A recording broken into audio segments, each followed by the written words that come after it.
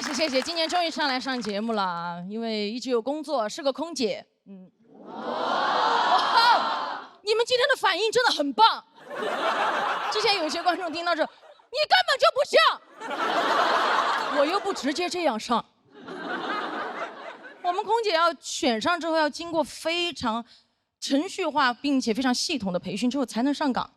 我觉得能理解，但是唯一不能理解的是，其中有一项培训很奇葩，就是把我们所有人带进一架空飞机，给我们一个真实的餐车、水车，让我们对着空座位想象那里有旅客，给他们服务。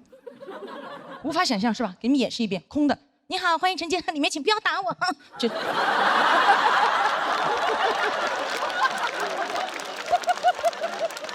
想象嘛，而且还要考试，所以考试当天我就发得很快。我说老师，我发完了。老师看着我说，你怎么这么快就发完了？你同学才发2排，你怎么这么快就发完了？我看着一脸认真的我的老师和我这边的空座位，我说我这边的旅客他们都不要。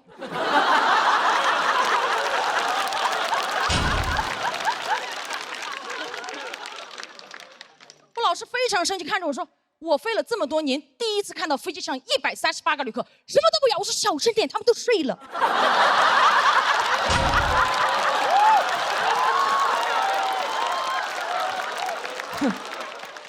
模拟？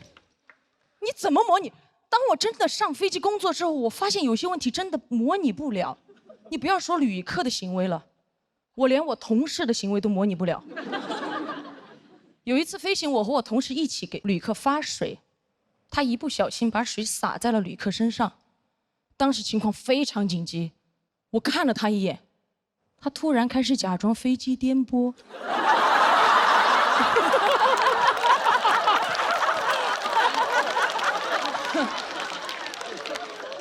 他开始好颠，颠回了工作间。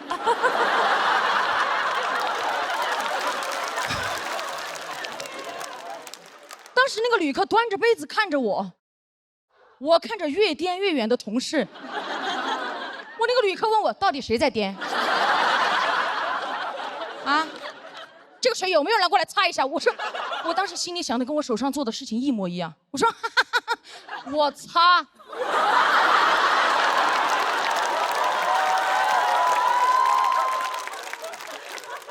真的很多东西是模拟不了的，一旦跟人挂钩，人是很复杂的，对吧？模拟不了。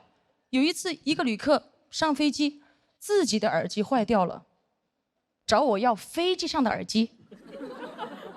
但是因为飞机上耳机的插孔跟他的手机插孔不匹配，而跟我大发雷霆。我给他报纸杂志他都不要，他一把给我摔开，他夹着机票指着我的脸说，我今天上飞机就是专门来听歌的，听不了歌我就投诉。他这句话简直给我当头一棒，当当。而且当时周围所有的旅客都已经探出头来想看我怎么解决这个问题了，我被逼到那个地方没有办法，我蹲下问他，你想听什么？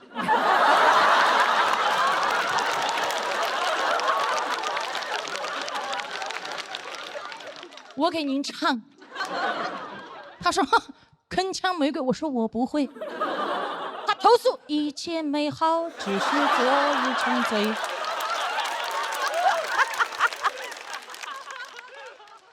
单，最后还是被投诉了，因为把他旁边的旅客唱醒了。旁边旅客拔地而起，老子今天上飞机不是来听你鬼叫的。而且我飞得越久啊，处理的事情越来越复杂。前段时间有一次夜航，一个旅客坐在3个人一排的中间位置，飞行时间太长了，他觉得有点热。他就去厕所把他那个秋裤脱掉。他脱秋裤我能理解哦。他脱的时候看到那个厕所有那个洗手液，他将就在厕所把他那个秋裤洗了。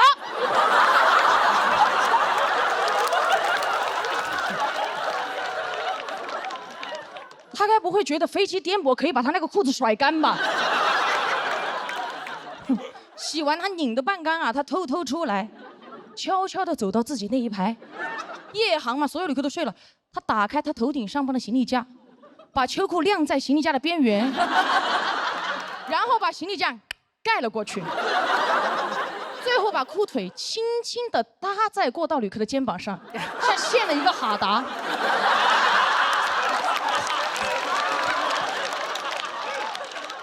而做完这一切，他发现过道旅客并没有醒，他悄悄地跨过他，回到了自己的座位上。他以为这一切没有人看见，可是靠窗的旅客看到了。我这样说，大家是不是有点科幻，有点想象不出来这个场景？我们看向气氛组的老师，就类似于郭麒麟把他的秋裤洗了之后，晾在了杨天真的头上。杨天真醒的时候被滴醒了，发现一身都是水，把空姐叫过来说是谁的秋裤。当时空姐目瞪口呆，杨天真怒发冲冠，郭麒麟默不作声。这条秋裤无人认领，但是当时马东站起来揭发了郭麒麟。郭麒麟反手一巴掌：“你是奇葩吗？什么都说。”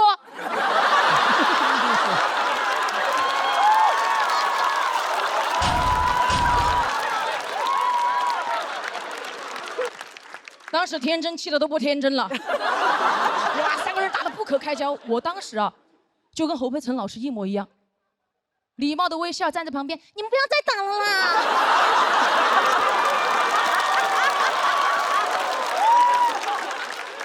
怎么办？好害怕。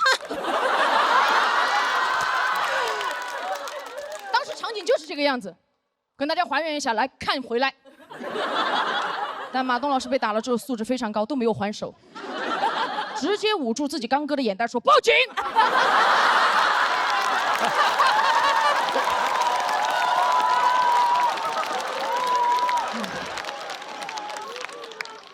最后就报警了嘛。报完警我就准备去把那个秋裤收下来，但杨天真老师制止了我，他说我要保护案发现场。我尊重，所以这条秋裤就这样飘荡着在客舱落地了。落地后，警察上来也没有想到，我的飞机上3个人因为一条秋裤打了起来。他把我叫过去，你作为一个乘务长，这么简单的问题解决不了吗？哪个要你就给哪个呀。我说有没有可能是哪个都不要呢？说完，我带着警察进客舱，我说来。一进去，我们2个就看见3个人扯着2条裤腿打得动次打次噼里啪啦的，事态已经无法控制了。警察很快把这群秋裤子乐队带走了。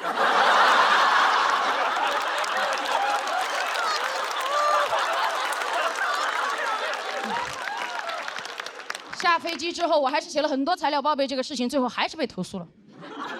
我后来想了一下，反思了一下，可能当时确实是我处理的不够好。我就应该直接用那条秋裤把我吊死。最后我发现，其实工作这么多年来遇到的事情，从来都没有按照所谓的模拟过来发生。我做再多的准备，突发事件依旧会不断的刷新我的人生难度。但是我总结出一个经验：只要我勇敢面对，付出真心，我就一定能获得真心的投诉。所以希望大家多谅解他人，少晾条秋裤。谢谢大家嘻哈。Hello， 大家好，我是嘻哈。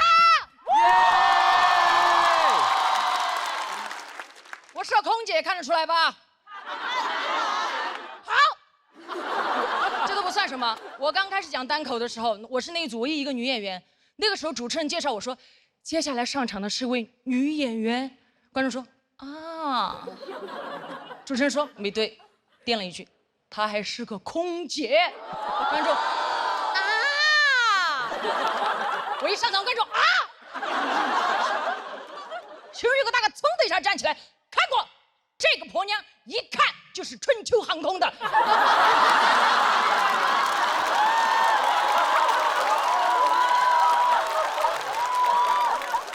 什么意思啊？别这样，每个航空公司的乘务员各有各的美，知道吧？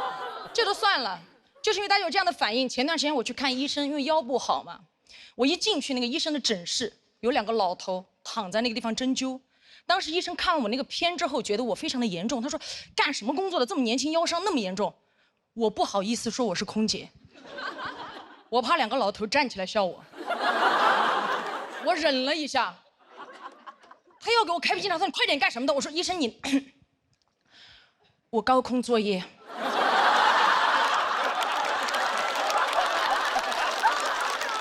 我刚刚一说完，医生手上的笔都放下了。天哪！哎，看到没有？高空作业，妹妹。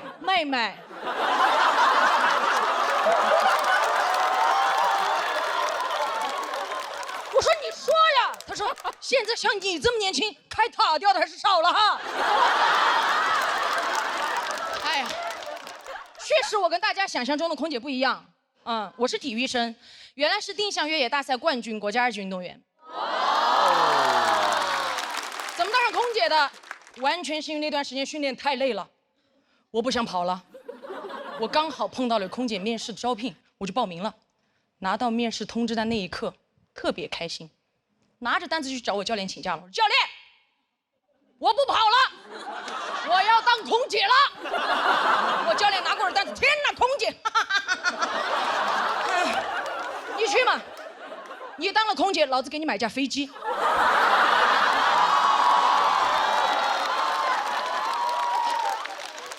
当天面试的时候，我分到的那一组堪称当天面试的死亡之组。什么意思？条件太好了，因为我们那天所有人都分成7个人一组，最多就是7选2，有些甚至一组全部淘汰掉。我一进去我们那一组，不要说7选2了，我进去我都选了4个了。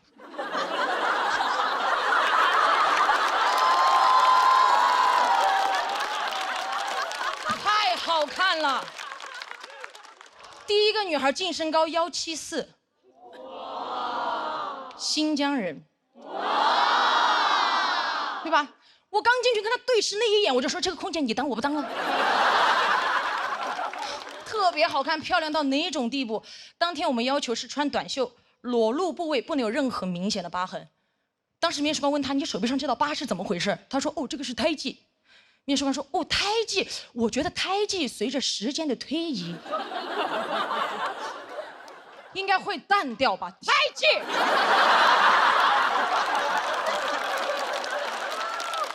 随着时间的推移淡掉，他在想什么？又不是爱情。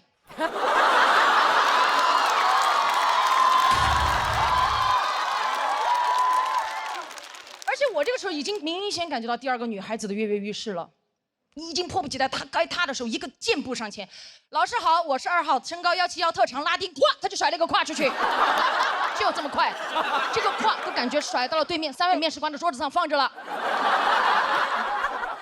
目光如炬盯着对面的面试官，好像在说你们不给我过这个胯我就收不回来哦。面试官哪里见到过速度这么快的胯，对吧？他说挺不错的，挺不错的，那个同学可以到旁边冷静一下吗？我们后面毕竟还有那么多选手。他说可以啊，他这样送着胯就到旁边去了。好灵活。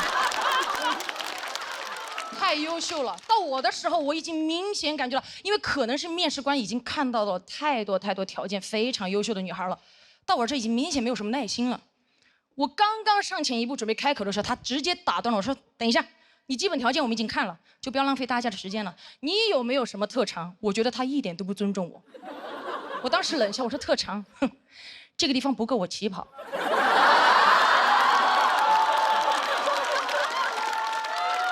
如果老师想看的话，可以放我下去跑给大家看。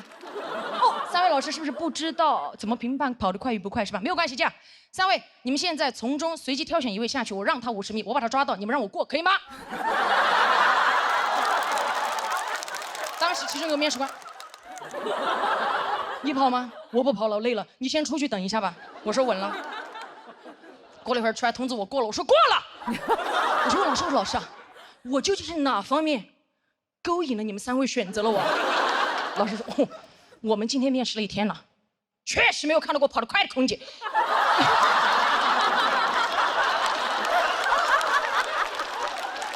你要跑得快的空姐干嘛？后来上了班才知道，个别旅客啊，极个别，他上了飞机以后，他认为空姐是住在行李架里面的。怎么说？就只要他一按呼唤铃，所有空姐必须像氧气面罩一样快速掉在他面前说怎么了？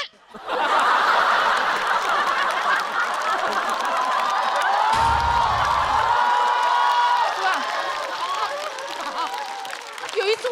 作间准备，突然呼唤铃就响了。你们也知道，练体育的听不了发令枪。我当时一下冲去在他面前，怎么了，旅客？好快！我开心极了，觉得自己的特长有了用武之地。转过头看了一眼我同事在门口胯只甩了一半。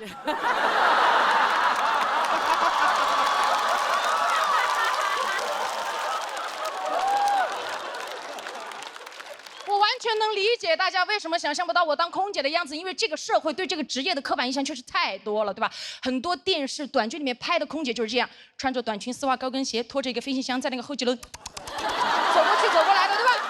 都是这样，完全不是这样的。而且我当了空姐之后，非常不能理解，为什么我们在那么复杂的高空环境下工作，还要穿短裙、丝袜、高跟鞋，就不能穿裤子吗？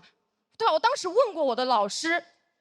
其中得到的一个答案，他就是有一个让我印象特别深刻。他说穿裤子的话，可能有些旅客会觉得不舒适，不舒适是因为空姐穿裤子，你把飞机上那个拥挤的座位全部给它换成床，对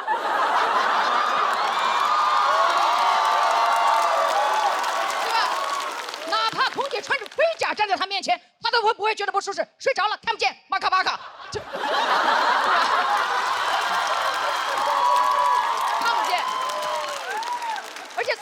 这个东西真的很不方便，真的，在这个职业里，我不知道它的作用在哪里。从舒适度和安全的角度来讲，都达不到，不保暖还吊裆，穿过的都知道，对吧？有些质量不好的非常恼火，哪怕这个世界上跑得最快的男人博尔特，这身装扮参加奥运会，对吧？各位，预备，砰！啪，撞线那一刻。博尔特100米成绩58秒69，没有破纪录，破了2双丝袜。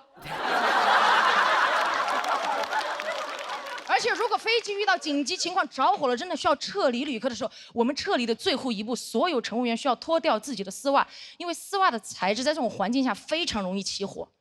你不是知道它不安全吗？在这么紧急的情况下，还要花时间去脱丝袜，那为什么一开始还要穿？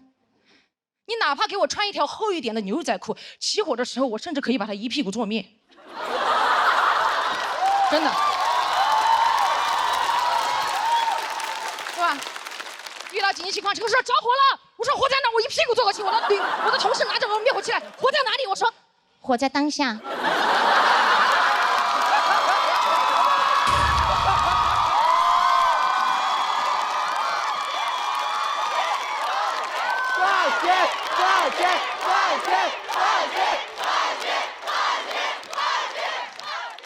所以真的，对吧？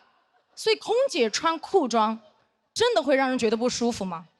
今天我刚好穿了裤子，我想拜托大家跟我在一起感受一下。尊敬的各位旅客，晚上好。我代表全体机组成员再次感谢您选乘本次航班，我们愿与您共同度过一段愉快而舒适的旅程。我是本次航班乘务长嘻哈，谢谢大家，我们下次再见。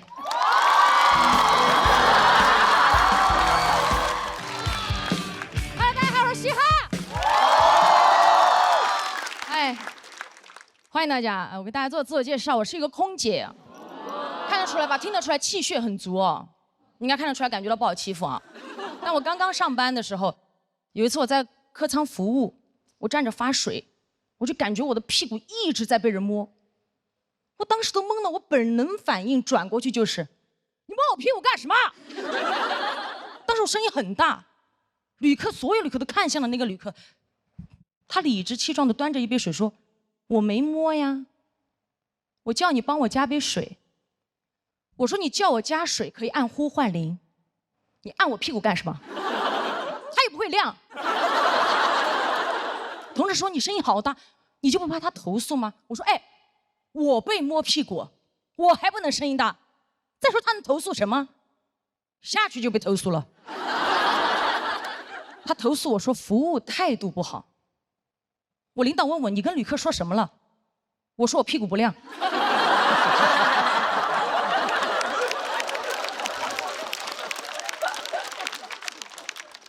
领导说你怎么能这么跟旅客说？我说就是不亮啊，你的会亮吗？给我看一下。经常遇到这类的事情，还有一次，我的一个小同事，一个小妹妹，在客舱工作的时候，被一个旅客要电话。旅客说：“你不给我话，我就投诉你。”我想办法能要到你的电话，非常害怕，走到后厨房问我姐怎么办。我说：“我跟你一起去。”我走到那个面前，我说：“你是不是要他电话？你连我都一起要了。”旅客说：“我不要了。”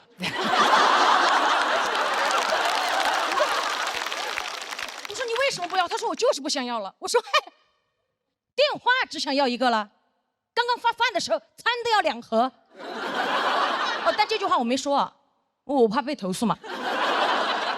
后来下去还是被投诉了，他投诉我非要给他电话。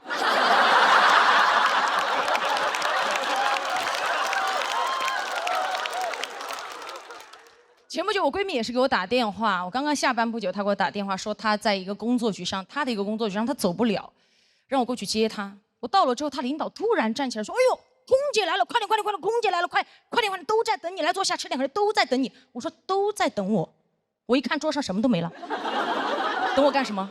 等我来收餐。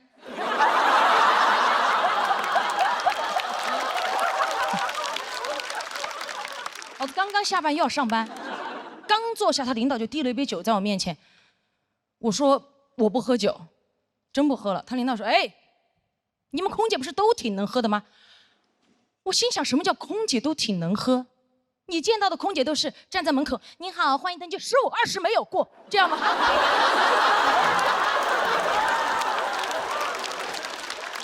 没有吧？所以当天我还是压制着情绪，礼貌的跟他讲，我说真不喝了，领导。明天还要上班，我实在是不想跟他多说话，当时脸色也不太好看。只见我朋友的领导脸色一沉，拍了拍我朋友的大腿，说：“你朋友生气了。”我看到噌的一下站起来，你摸他腿干什么？当时我仿佛听到有人说了一句：“他声音好大。”但我就这么一吼，当时在场所有人目光锁定领导。领导一看就是老手，他举起他右边的老手说：“我没摸呀，隔着裙子不叫摸。”我低估了他这张老嘴，我气到浑身发热，汗流浃背。当时左边胸上的硅胶胸贴气到贴不住，咣的一下就掉出来了。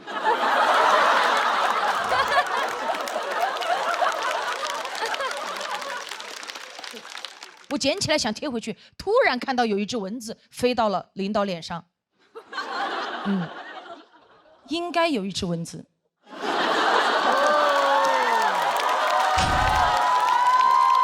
就是有只蚊子。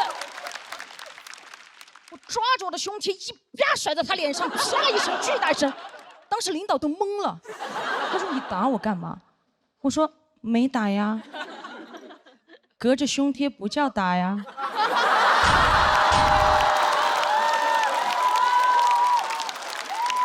我想跟他讲，这是一个女人宽广的胸怀拍在你不要的脸上。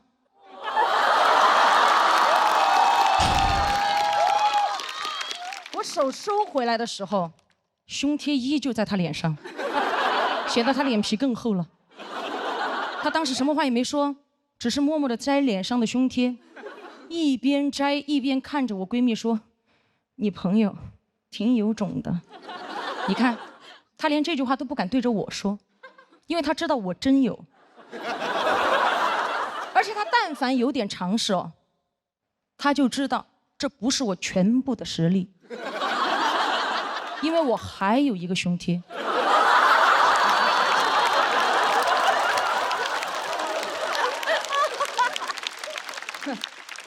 回家路上，闺蜜就在车上担心嘛，因为她的领导跟我领导认识，会给我穿小鞋。我说可笑，什么叫穿小鞋？我胸贴都不穿。后来我朋友领导还威胁她，让她不要把这件事情说出去，不让她在公司说。好，我上电视上说。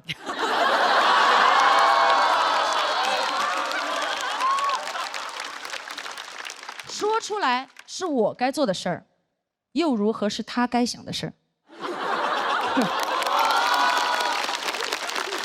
领导还跟我朋友说退一步海阔天空，哎，我不退他也阔也空啊。凭什么要求我们心胸宽广？他怎么不注意自己的言行？哎，我们坦坦荡荡的胸怀都需要遮遮掩掩，他猥琐的大脑凭什么堂而皇之的带出来？我觉得不公平。我建议他出门带脑罩。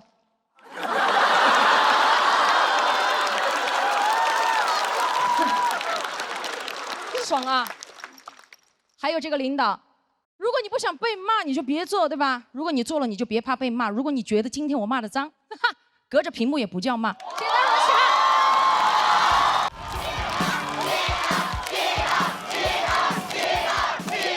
Hello， 大家好，我是嘻哈。谢谢谢谢。哎呀，节目都看了吗？好不好看？我也觉得节目非常好看啊，真的看得我激情澎湃的。那节目播出之后，我的生活也发生很多变化，就是收到了非常多的私信，我都有看，因为在座的应该有给我发过的吧？有。有一些很多啊，有很爱我的，表达了一些对我的喜欢，我非常开心。但看到一些也不好看的，有骂我的。我一天在家里，我就坐在沙发上，我就读私信。哎，其中有一条我就读的非常大声，我就在那读，我说嘻哈，你没有教养，你说话声音太大。我都还没有任何反应，我爸从书房冲出来，谁说你声音大？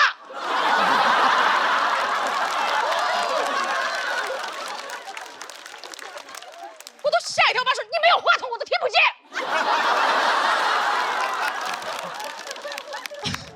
我在那个沙发上掏耳朵，我突然觉得这个私信真的说的还是挺有道理的，真的。既然都聊到这儿了嘛，那今天就来聊一聊我的爸爸啊，我的爸爸是一位人民教师啊，很多人听到这个职业就会很惊叹，但是大家真的不要惊叹，就怎么说？我有多不像空姐，他就有多不像老师。那记忆非常深刻的是，有一次小时候小学我在被同学欺负，剪我的头发，我就还手嘛，我们两个人就互殴起来，结果就请家长了。对方家长一来，来势汹汹的直接问我爸：“你怎么教育的？”我爸说：“谁让你孩子剪我女儿的头发？”对方家长直接说：“剪你女儿头发，她又不痛。”我爸在说：“谁说不痛？她头发都死了，你看不见吗？”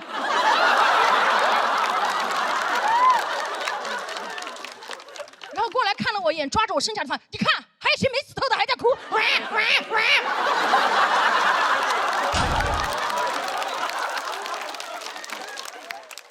对方家长都惊呆了，没有想到我爸会共情头发，然后转过来回过神来，突然对他说了一句：“听说你还是老师，你怎么教育的他？”我爸的哭声戛然而止。当时他就叹了一口气，走出门外。过了一会儿，他就进来了，抬手看了一眼手表，对那个家长说：“哈哈，5点半了，老子下班了。”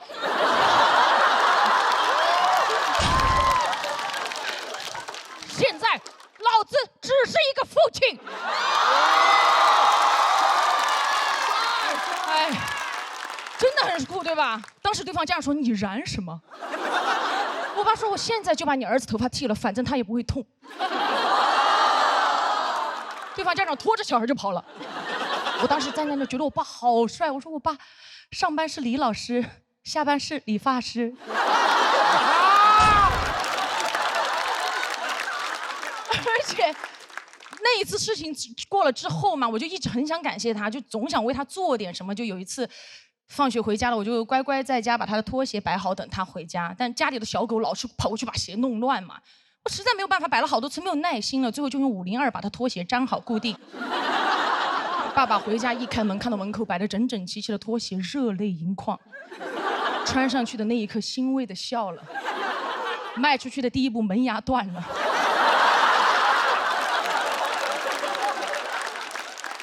他艰难的爬起来，开始张着血盆大口开始追我，特别像个密室的 NPC， 你知道吗？我俩隔着茶几在那周旋，眼看我马上就要被爸爸抓住了。我爷爷突然从房间里出来，对我张开双臂说：“过来，不要怕。”我一下扑进爷爷的怀里，那一瞬间安全感爆棚。1秒钟之后，我爷爷把我转了一个方向，对我爸说：“快点，抓住了，来！”但真的，尽管我那么调皮啊，我爸爸和我妈妈其实一直很支持我做我喜欢的事情。当年就是一意孤行的去当空姐，他们也很支持，也很开心。然后有一次他们去旅游的时候，就偷偷买了我飞的那一班航班，没有跟我说。我当时在飞机上看到我爸爸那一刻，我都吓到了。我爸给我眨了一下眼睛。我不敢说话，那个时候我刚飞，我太小了。我就回到工作间，起飞之后他就找我要了一杯橙汁儿，我送到他手里，转身还没有走2步，突然就听到我爸用巨大的声音在客舱朗诵。他喝了一口，他说：“啊，好甜呐！”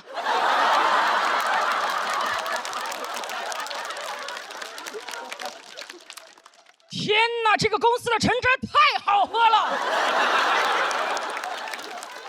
这个空姐妹妹服务太好了，我以后只坐这个公司的飞机。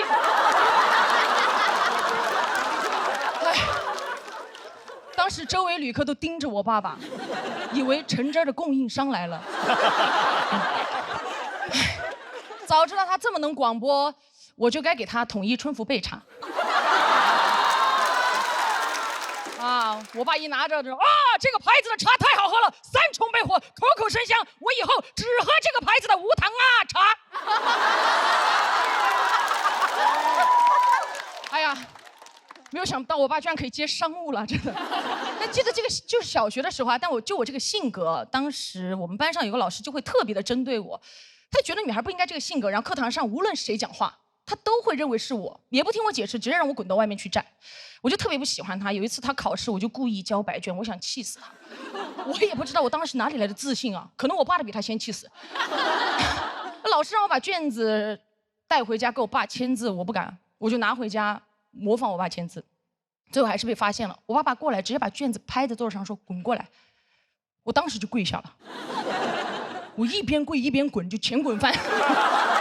我边滚边承认我的所有错误。我说：“爸爸，我知道错了，我再也不气老师，再也不跪交白纸，再也不骗人了。”我这么翻滚到他面前的时候，我就觉得我已经把所有的错误都主动承认完了。我爸低头看着我说：“你刚刚说的那些，我都能理解你，我不怪你，因为是你的老师针对你，你委屈，我都理解你。”我当时抬头盯着他，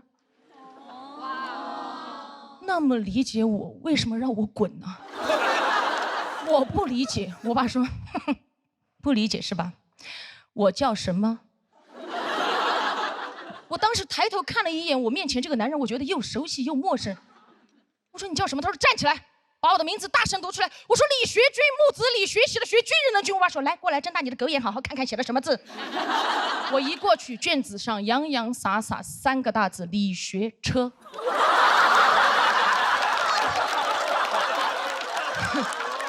我爸说：“我学车，我学什么车？你把我那个军字上面的土宝盖给我掀到哪去了？学敞篷车。”啊！怪不得我到你学校去，你们老师都喊我居哥。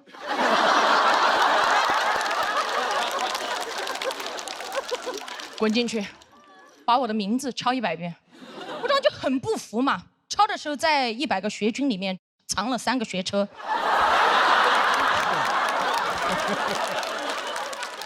后来那天加起来，我一共抄了400遍。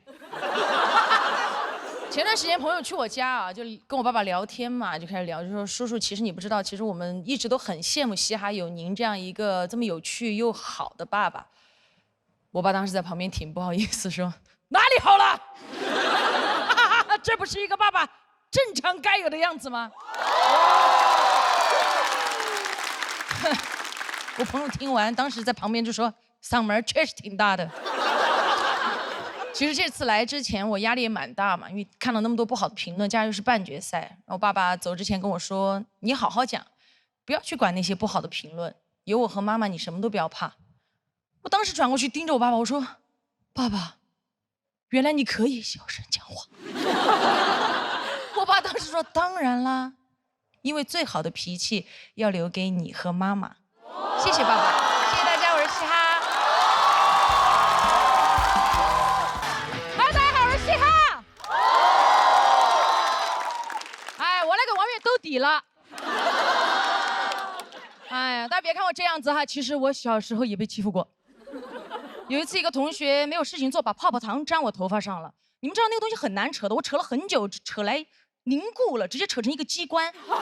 然后我就这么哭着回家，扯半天，越扯越气，然后就哭着，就回家。然后外公远处看过来，以为跑了一只火鸡回来，然后跟我说：“你在学校里不要跟别人动手啊，就朝他吐口水就好。”第二天到了学校，果不其然，同学又开始追着我打了，把我逼到角落，走投无路。我真的忍无可忍，我当时吐出去那一瞬间，整个世界就安静了，因为当天风很大。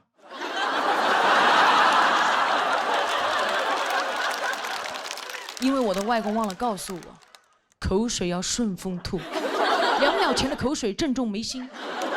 我的外公一生打过很多仗，抗美援朝、解放战争，然后从小就跟我说了，打，给老子打，仗来了就要打。这句话真的影响我很多，但那次发现口水仗不好打。我第2天到了教室，拉开书包，发现里面多了一根擀面杖。当天刚好是学校组织的春游，外公也刚好给我做了我最喜欢吃的馒头，跟那个擀面杖放一起。到了目的地，我刚拿出馒头，一个同学拿着他的薯片过来嘲笑我吃馒头土，一把把馒头给我打掉。老子拿出擀面杖，一把揪起他的薯片，擀得稀烂。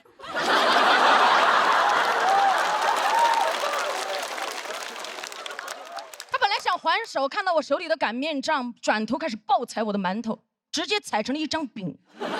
就在这个时候，老师看见了，一把拉开，他说：“你怎么可以糟蹋粮食了？快捡起来吃了。”他说是嘻哈的，我说不是我的，我说薯片在嘴里啊。老师说薯片嚼碎了不要说话。晚上回家，外婆端出馒头，一脸疑惑说：“你先吃吧，本来说好今天吃饺子的，擀面杖不知道哪儿去了。”我看向外公，外公。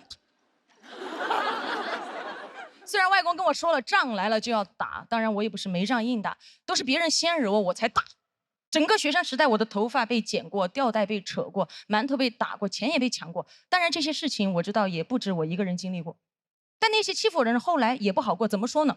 老子的擀面杖，仗功赫赫，真的。后来他们都知道仗来了就要跑。后来上班成熟了很多，直到遇到公司一个出了名的爱刁难人的前辈。他最奇葩的一点就是有非常变态的控制欲。他在飞机上，只要他没吃工作餐，我们所有乘务员都不准吃。恶霸！我不行的，我是必须按时吃饭的。当天飞机上工作完了，我就开始吃。他过来说：“你怎么吃上了？”我说：“一起吃啊。”他说：“我不吃，我不饿。”然后阴阳怪气的跟我说：“你吃吧。”你把我那份也吃了，我说我吃的就是你这份。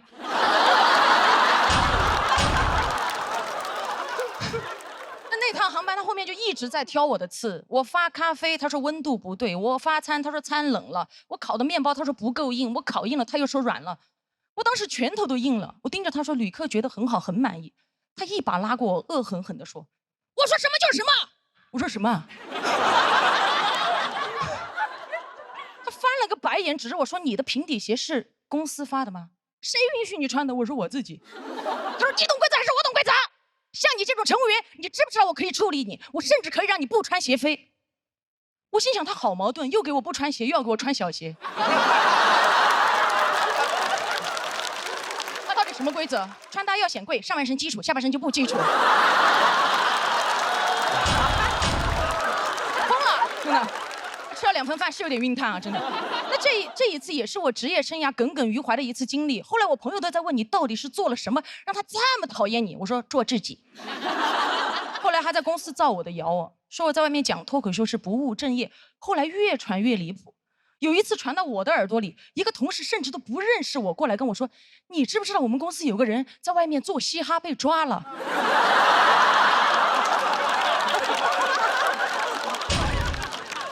我说这不在这儿呢吗？这不，我说不可能吧？他说怎么不可能？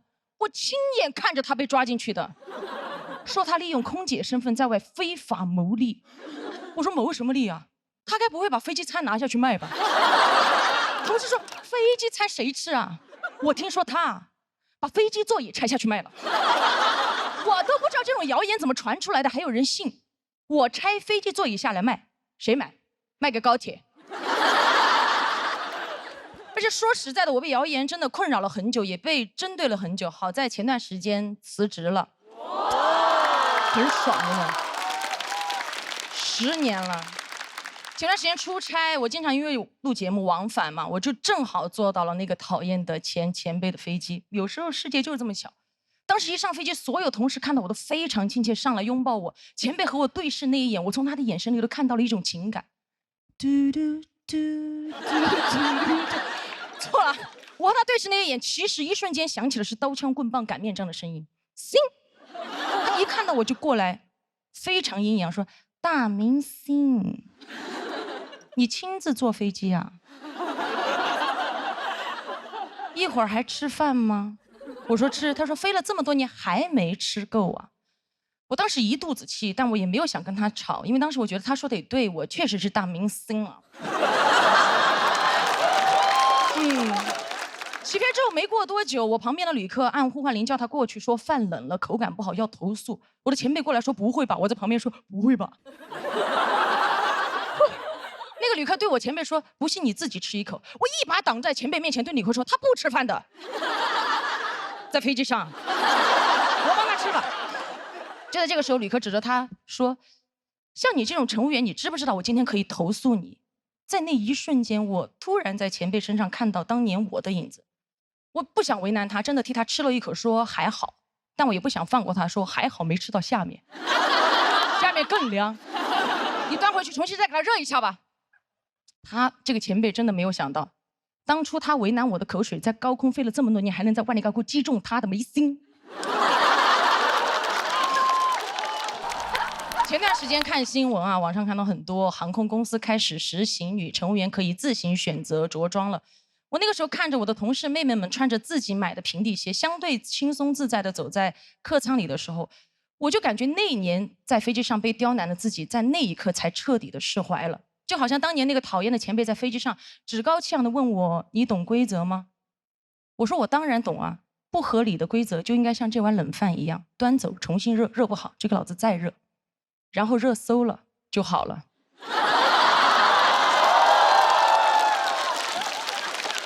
他当年为难我的时候，一定想不到我不仅懂规则，有一天我真的还能改变规则。